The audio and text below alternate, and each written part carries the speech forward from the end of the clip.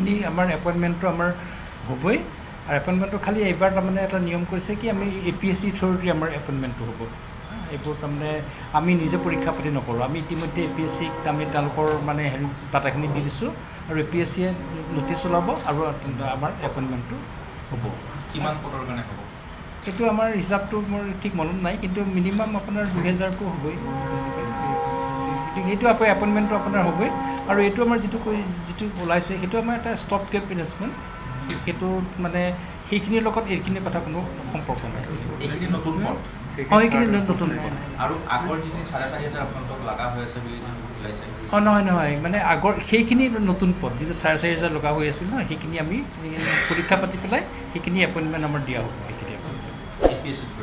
APSC through the আমাৰ through the নহয় এইবাৰ তাৰমানে কিবাকিবি পেপাৰ চেপাৰ কিবা কথা ওলালে বা আমাৰ হেৰি কৈছে যে আমি এতিয়া গোটেইবোৰ আমাৰ APSC থ্ৰুদি হ'ব আমাৰ ইঞ্জিনিয়াৰৰ এপইণ্টমেণ্টটো হ'ব সেইখিনিও আমাৰ APSC থ্ৰুদি হ'ব আৰু এতিয়া আমাৰ থ্ৰুদি এতিয়া একো নহয় দুটা হ'ব গেট 3 গেট 4 হ'ব তাৰ পৰা আমাৰ মানে ইঞ্জিনিয়াৰৰ যিখিনি হ'ব সেইখিনি এপইণ্টমেণ্টটো হ'ব আৰু সেইখিনি তাৰমানে আমাৰ কাগজ পত্ৰ দিয়া হৈছে আমি এইখিনি সোনকালে হ'ব বুলি আমি ভাবিছোঁ